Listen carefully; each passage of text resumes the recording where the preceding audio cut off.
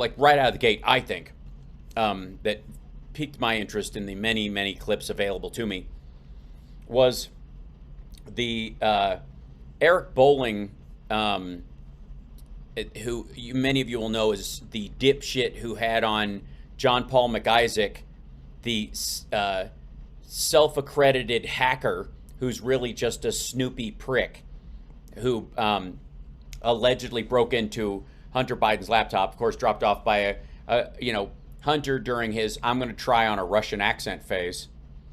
And I'm only using repairmen who couldn't identify me in a lineup. Who hasn't gone through that phase? But Eric Bolling is the dipshit who actually had him on and literally didn't realize how many holes he was drilling in this guy's story. I did a video about it a while back. If this ends up being a clip, I'll put a link to the clip in the description. Seriously, the light's freaking me out. I don't know what's causing it. I'm not moving. Are you speaking to me? Are you on the upside down? I'm doing my own dinner theater version of Stranger Things at a bunch. How sad would that be for me? Anyways, so let's jump over here to Eric Bolling's bowling parlor, bowling place, where he has on Don Jr., who's going to tell us the real inside story about, I believe, Vladimir Putin. I don't know. It's one of his dad's friends. You don't know. I don't know. Let's find out.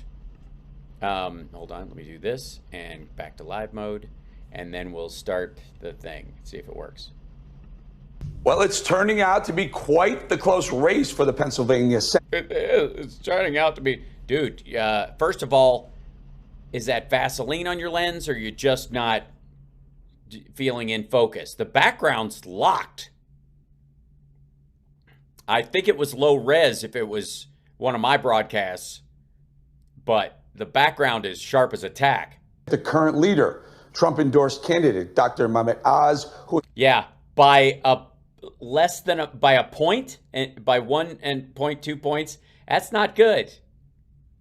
That's not good. That's hilarious. On our show yesterday is just a few percentage points ahead of Kathy Barnett. No, just A and a piece, not a few percentage points ahead of Kathy Barnett. She's at 23.2. He's at 24.5. 1.3, fucko. That's not a couple of percentage points. If Jeff Bardos or Carla Sands drops out, Oz is fucked. And others, who's stirring up... And others. A bit of controversy, Kathy is, around her time in the military. Let's bring in Donald Trump Jr. Oh, she's stirring up controversy. Let me guess. She's pretending to be... she's stealing valor? Or turns out she had bone spurs and didn't serve? Yeah. Don, thanks for joining us. Okay, so this Senate race is a... We're two men. We're both blurry. Tell me a little about yourself. Race, because you really, really, really want to hold a Republican Senate in Pennsylvania, in order to take back the Senate in 2022. So Oz was not... Yeah, not going to happen, by the way. Really leading until Donald Trump, President Trump, supported him, endorsed him, jumped right to the top above McCormick. And then this is the interesting phenomenon. This is politics, folks. So yeah, it's politics, folks. This is what happens when you get, the Washington elites. Oz goes to the top. McCormick and Oz are fighting out. They're duking it out in Pennsylvania on the airwaves. Television filled with the two of them. And then all of a sudden, Kathy Barnett, who's a black lady, third or fourth place, bubbling up near the top. What's going on in this race? I don't know. I don't know enough about her to be able to really comment. I definitely see some sort of the big money groups that opposed my father in Ohio, sort of backing her and stuff like that. So no, you don't. That's not happening. McCormick is the big money, anti-Trump donor candidate. She considers herself like ultra MAGA. She's so MAGA, she's more MAGA than Trump. That's what she's running on. And that's why she's coming up in the Republican primary. It's a losing national message, and it'll fuck you up in Pennsylvania in the Senate race because you'll be seen as relatively ridiculous. But imagine if she gets the Senate, like she gets the nomination, and then Trump's crowd comes after her. I'm not exactly sure. I don't know enough about her. I don't know that she's been vetted. I hope that it sounds. Yeah, because your dad's big on vetting people. And that was the great thing about the Trump administration was all the people that he looked over and he made sure that anybody that he hired was primed for the job. Like it could be an interesting person, but she could be an interesting person. Fuck off. In sort of last minute and sort of make those waves, it's sort of hard. I just want to be careful that we don't hand Democrats a win because we don't know enough about candidates. So I've sort of stayed away from the race. I mean, that basically defines every cabinet member Trump appointed. It was a big part of why he lost. Besides his big fuck-ups around COVID and him being completely ineffective and, I don't know, something about a healthcare plan in a couple of weeks and not getting us out of Afghanistan, even though he ran on it and apparently now admits he was always going to stay, as we know.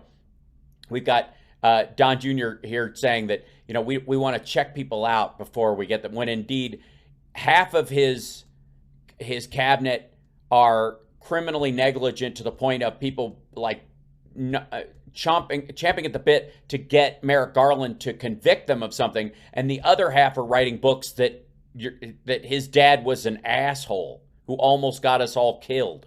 In general, I don't know enough about the candidates. Anything. Places I wade into more deeply, where I have direct relationships with the individuals, et cetera, et cetera. So, et cetera, et cetera. I don't know anything about her, and that's always a little scary in politics in the sense that I don't want to hand the Democrats sort of a clean slate to then use the next 6 to 8 months to be able to find out all sorts of stuff, skeletons in people's closets. Yeah, because Oz doesn't have any of those. I mean, other than Turkish citizenship and the fact that he didn't vote in the American elections, but he did vote in Turkey, and he somehow is being endorsed by Trump, even though he has these ties to Turkey. And strangely enough, so did Michael Flynn. What the fuck is up in Turkey, other than, I guess, it's a junction valve in oil money and other stuff. So it's one of those states where a strong man runs the place, so it's easy to launder some money. And use them against us in the general. For me, it's all about winning the general election, and I want to make sure we don't hand Pennsylvania over to Democrats. Major mistake to hand that seat over to Democrats, because as you point out, Oz is strong. He's like we said, he's leading thanks to the endorsement of Trump. But McCormick and Oz fighting it out, and that it's scary to think that scary that these two white guys are fighting, and they might let the black lady in. Oh dear God. Know a lot about, and there's a lot who means that all of Trump land is going to have to attack this woman during a Senate race in Pennsylvania. I mean, honestly, and here I am without popcorn. Questions about her military past, Kathy Barnett, I'm talking about. And so if it were to come out after a primary, if she were to take the primary, because the two leading contenders are fighting so aggressively against each other, the Democrats might have something to bring to the table to take her out, to leg sweep Kathy Barnett, and then you'd lose. To leg sweep her. Yeah, because we're the Cobra Kai. A very, very important Pennsylvania seat. If I may, there's this weird thing going on between Mike Pompeo, and the reason why I'm bringing this up is... This is just uncomfortable. This is like a personal FaceTime we've stumbled into. Mike Pompeo was Donald Trump presidency's Secretary of State, right? Right. And all of a sudden, he's taking a shot at Mehmet Oz for some weird reason. Take a listen how... Yeah, it's just weird. Oz defending himself on our show yesterday. It's a distraction that keeps rearing its ugly head, and I don't see it as anything of any benefit to anybody. Okay, don't talk to me about distractions when Eric Bolling is sitting in a fucking fruit bowl. What, with Fritos? And is that a fish on what the fuck? What is happening? Wait. Sorry, I have to move the astronaut. What is this? What the hell is going on? You can't set that up. You can't go, here he is yesterday on our program. By the way, I was sitting at a fruit bowl. I was giving him a fruit basket. And I was so excited to see him that I was in mid giving him the fruit basket when a television show broke out. Holy shit. What? That up. Our heritage is something we should all be proud of. Am I? Hold on. My chat has jammed up, and I don't know if that's if it's still working. So hold on. Are you guys in there? Is everybody in? I'm gonna have to check on my phone to make sure that I have to put the chat on my phone. So many devices all going at once. I don't trust the internet here, so hold on.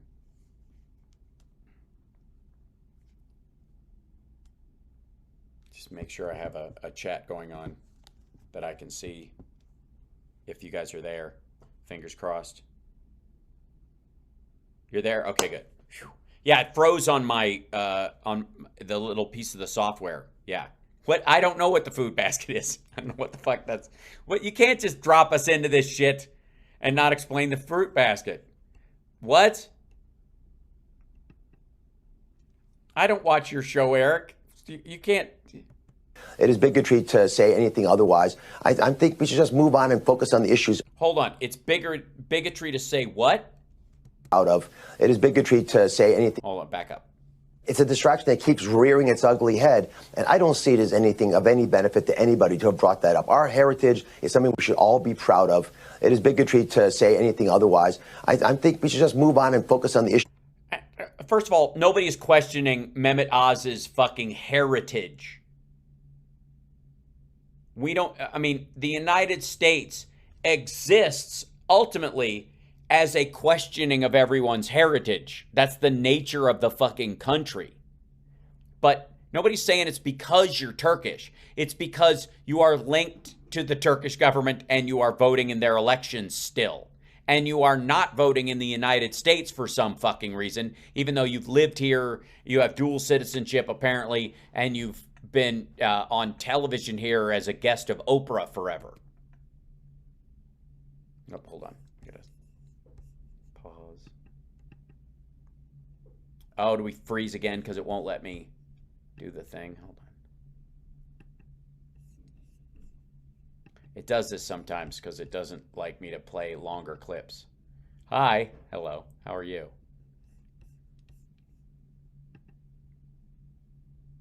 It might just be crap internet here, which is entirely possible as well.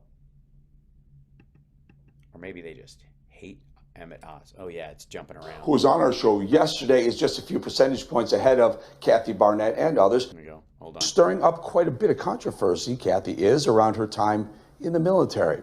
Let's bring in Donald Trump Jr. to react. Don, thanks for joining us. Okay, so this Senate race is a jump ahead race because you really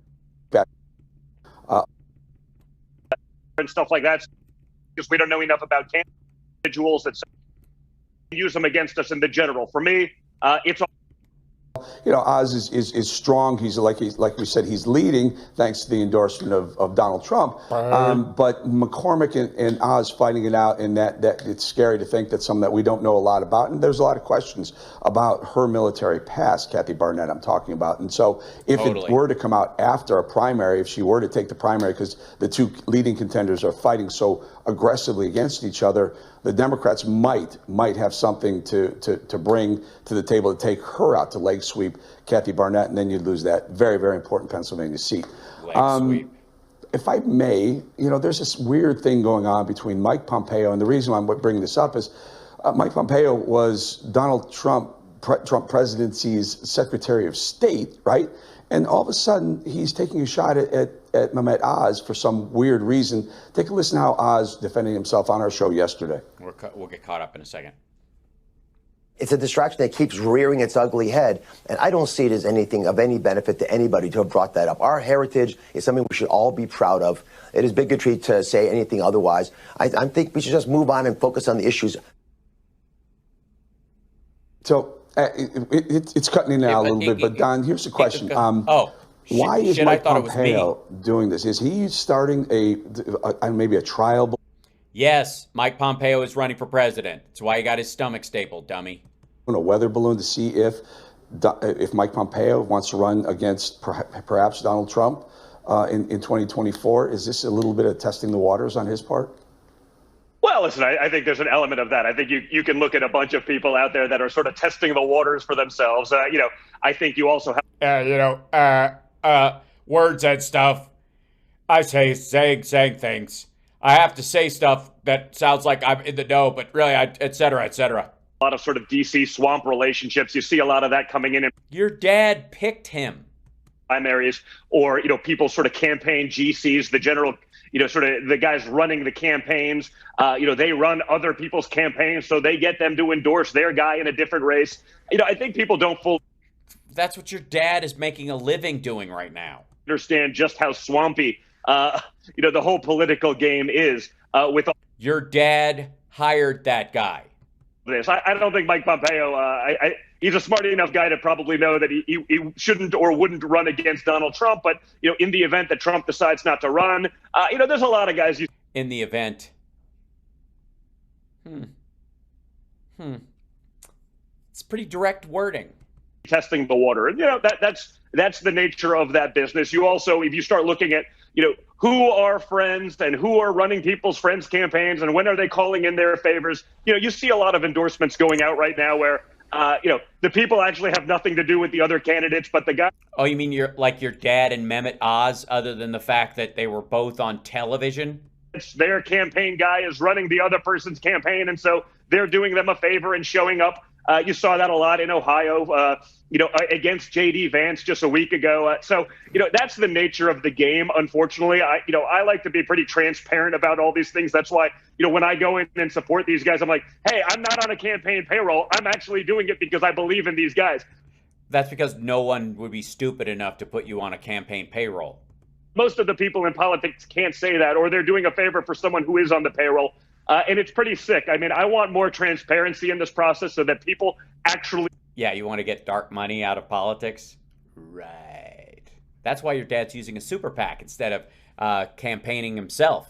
Understand who's doing this for the right reasons, who actually believes in the candidates they're endorsing versus either being on a payroll or, doing a favor to a friend that is on a payroll. Oh, I see. So Nebraska was a fluke. There's so much of that stuff out there. It's actually pretty disgusting. And I think we got to get rid of that as much as possible so that the American people can have people actually representing them who believe in the people that they're pushing and actually have. So this is the argument.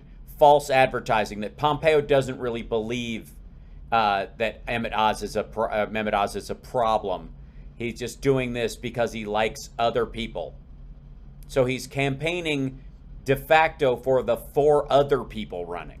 Who don't just need because he's friends with all their campaign managers. a job and just aren't part of the machine.